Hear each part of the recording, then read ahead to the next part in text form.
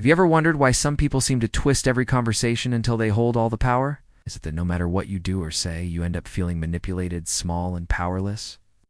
Picture a quiet room, your hands trembling, and a subtle voice in your mind telling you that somehow you're the one at fault. Manipulators thrive on this feeling, and most of the time, they do it so smoothly, you hardly see it coming. This is not about a loud confrontation or obvious deceit. It's about something much subtler, deeper, and much more dangerous. Understanding the trick that breaks this pattern can change the way you relate forever. People often misunderstand manipulation as something extreme, shouting matches, gaslighting. That's easy to catch or obvious lies. But what makes manipulation so poisonous is that it is carefully engineered to bypass your defenses. It creeps into your thoughts, into the story you tell yourself. That's why it matters so much to recognize the game being played and how to end it before it consumes you. Manipulators rarely wake up one day and decide to control everyone they meet.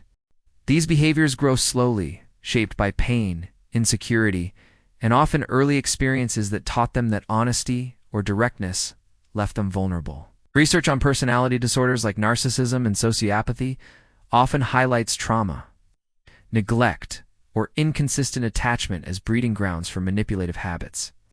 They learn to adapt by watching what worked, by absorbing the reactions of others, by perfecting a quiet mastery of emotional levers.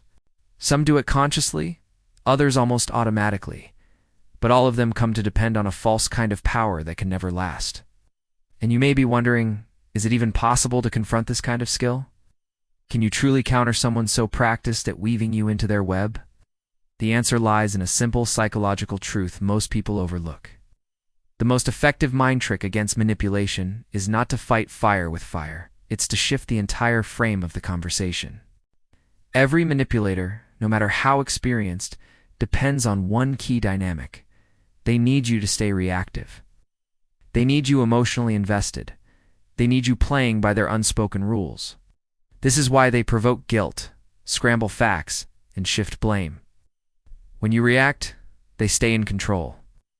That reaction, whether it's your anger, your need to explain yourself, or your drive to make them see reason, is the fuel they burn.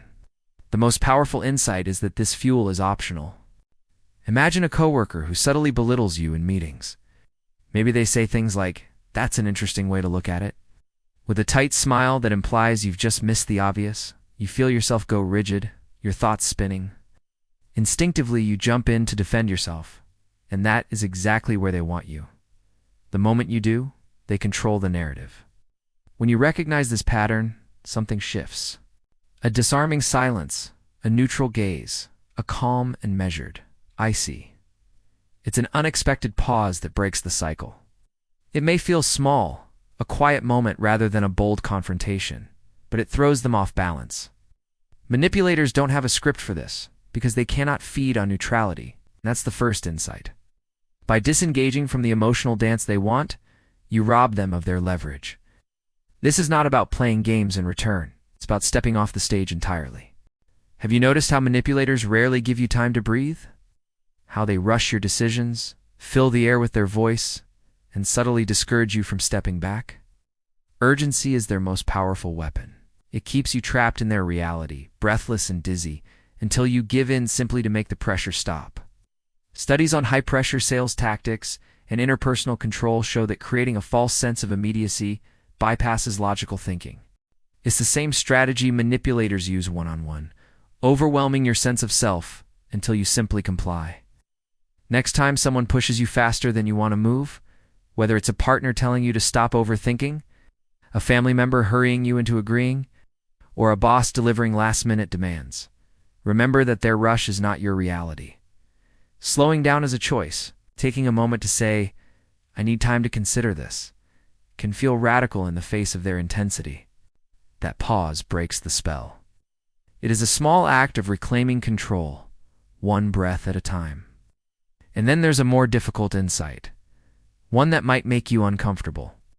Manipulators often thrive because they play on wounds you don't want to look at, wounds that make you too willing to please, too quick to accept blame, too scared to draw a boundary. Studies on attachment and codependency show that people who learned early that they must accommodate others to feel safe may be especially vulnerable. 2. Manipulative tactics. The hardest part is not recognizing what the manipulator is doing. It's realizing what in you allows it. When someone provokes guilt or self-doubt, pause and look inward. Why does their opinion matter so much? Why does their discomfort feel like your failure? Understanding this is not about self-blame. It is about self-awareness. The manipulator cannot change this in you. Only you can.